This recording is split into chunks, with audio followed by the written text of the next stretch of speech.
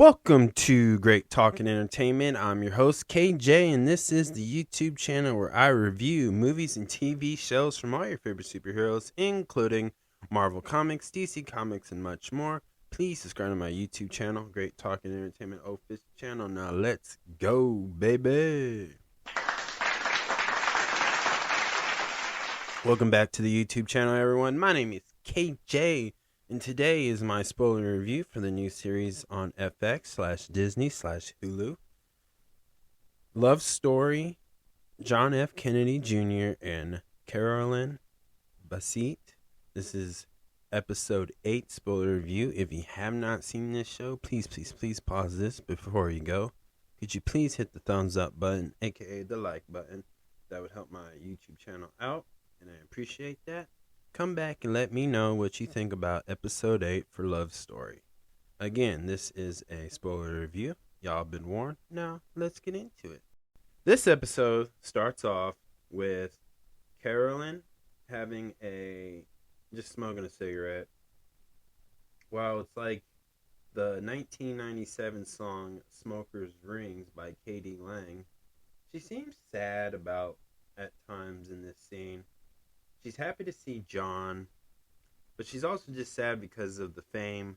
She's still afraid to go outside because of the paparazzi, and she's still having a hard time struggling with that. So we see her, what they're doing in an artistic way is trying to say she's imprisoned herself in their own home, their apartment, duplex, or whatever. She's imprisoned by just being in the shadow of her husband, John F. Kennedy Jr. And I see that they're trying to be artistic with it. And what's interesting is we're seeing the struggles that they're having with their marriage and stuff. Like, he comes home, she's happy to see him, they start having just a moment, they're goofing around, just chatting. But we also see John is, in his own way, you see he feels like he's trying to encourage her or help her get through this. And, it's still not working out, right? And then in this episode, and this leads up to an argument. And by the way, I thought it was really funny that they have KFC in this episode. Like, they were having KFC for dinner or whatever. But I was like, I didn't even know they were a sponsorship to the Love Story series. And I thought that was pretty funny. But they were having an argument because John wants Carol to just show up to these big events where obviously the whole world's watching. And she's not ready yet, and it frustrates him, but it frustrates her that he's not seeing her perspective of it. And honestly, for me, in this, what I think about this scene from this part is, I feel like the two actors in this scene, to me, I just felt like the chemistry between the two were just a little bit off. Not the story, not about John F. Kennedy Jr. and his wife. I'm talking about just the two actors. And the reason why I feel because in this scene, right, it's quiet. There's really no music, background music, or dramatic music playing while they're giving off this dialogue. But I thought, okay, they're trying to get the viewers, the audience, to feel sorry for John or feel sorry for Carol. And they do that really well. But this felt a little bit dry, because I think the two actors' chemistry was just a little bit off to me, in my opinion. It does start picking up, though, with the emotion. And then I think the two people who are portraying these people, the two actors, when we get to the scene where the breaking news happens about Princess Diana and the others who had a really bad car accident due to the paparazzi. This makes her, the character Carol, more scared to be going out in public, and John is frustrating by the idea because she's watching it, he knows it. So this scene to me is where I believe, in my opinion, that the two actors really started to their best performance in this episode, and a lot more throughout the rest of the episode, I should say. This is where they started picking up. This is where the chemistry started to work. I think maybe maybe they did a lot of reshoots. Maybe they mess up some lines. Typical stuff that you would see in the behind the scene bloopers and stuff, right? And I'll explain why too. You can tell that they cut a lot of stuff out maybe in this scene, or just it feels a little bit off, but at least here at this starting point during this episode, when the breaking news of Princess Diana, which I thought that was really powerful, impactful, that they recreated that scene. But to see her frustrated and stuff, you can really feel it. You're like, oh, John, like, this is where he seems kind of like a jerk. He was really rude about it. And then he goes off for a run. And, I didn't see, in this episode, you usually have paparazzis in the scene when he's out in public, but you start noticing in this episode, they don't really do that a lot. And he comes back, and then they have another, like, argument about stuff. But I think that they're just trying to show that these two, in their mind, they thought the marriage was, in a way, going to not what they expected to be. And we're seeing that. And this is where, to me, the actors in the scenes did an excellent performance. Because now, throughout this emotional ride, you're the audience is jumping back and forth and whose side they're on. Do they understand John's viewpoint? Do they understand Carol's viewpoint? Are they on Team Carol, Team John? That was really good. The example is, again, like, you can feel bad for John, but he's been rude at having times. And, the comment about having your siblings with you is pretty much like dark times, when John finally said what he wanted to say, because Carol was trying to have a conversation about this shocking news about the death of Princess Diana. And she was just trying to say, like, at least her two boys had each other in this, kind of like John and his sister. But for him, it seems different. And he was already trying to shut down this, because even through this, at their point, how long they've been married, he still hasn't really opened up to her, or that she hasn't opened up to him. And so they're very prideful. But he finally breaks down, and he wanted to explain, and they both, hugged it out, and they both started communicating and to watch over each other, And, the rest of this scene, we get 1 year jump, right? And now John has injured his leg or foot and stuff. And now we're seeing they're more annoyed by each other. And they both did not, again, they realize again in another year that they didn't get the version of what they thought this marriage would be, because now, just like most relationships, when you feel comfortable with somebody, and you'll say things out of pocket. And in their own ways, like John mentioned that if his mom was alive, she probably wouldn't have approved it. And he tried to backpedal it, but he dug himself deeper in that hole. But Carol also mentioned to John that way before the wedding start, her mama was like, "Don't marry him. Don't marry him. You're going to sacrifice more than he would."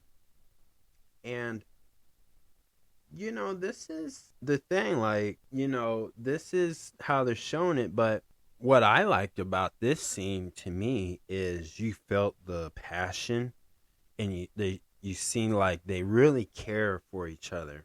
And they're not just saying these things to intentionally hurt each other's feelings, but they're in their own way working a way to say what they have to say to get off their chests to one another.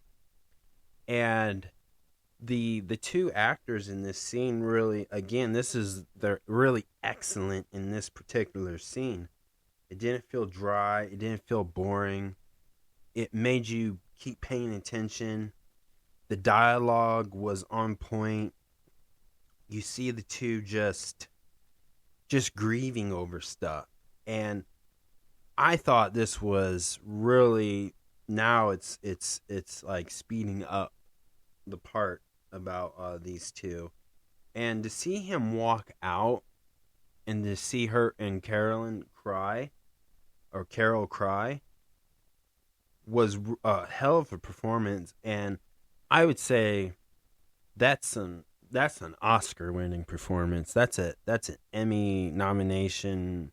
Because the woman who plays Carol, I forget, she just really nailed it. Like, who knows how John F. Kennedy Jr. and his wife really were in that. What type of real conversations were they having in real life?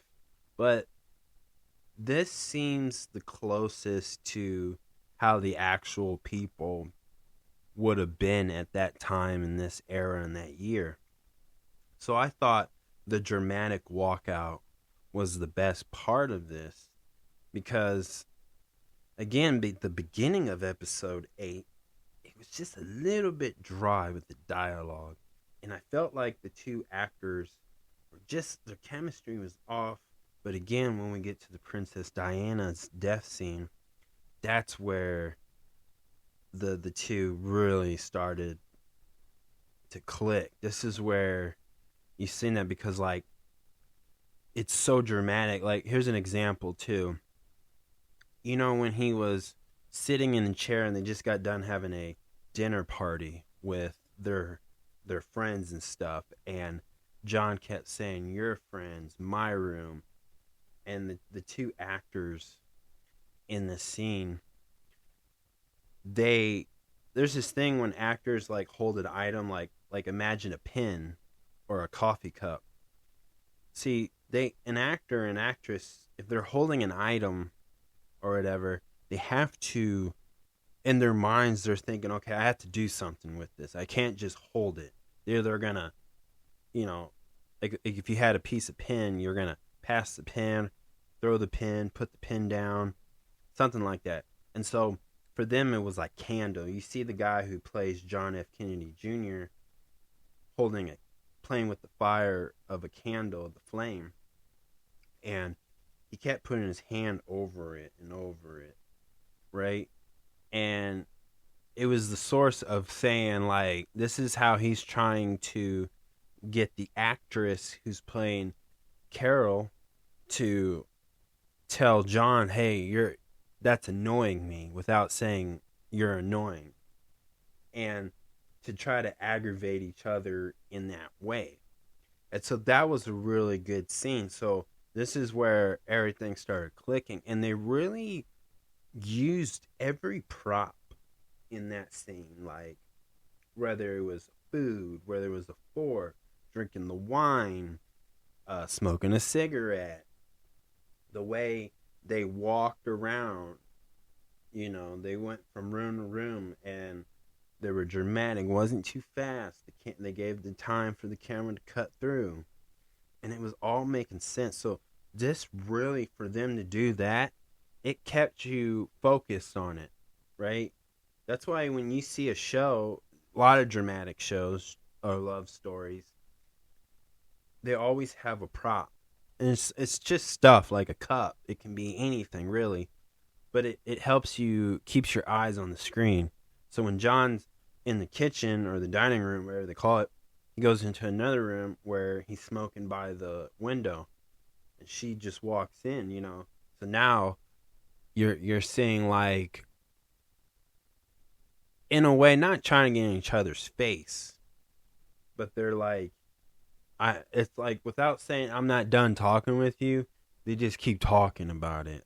And they're like, and another thing that you do.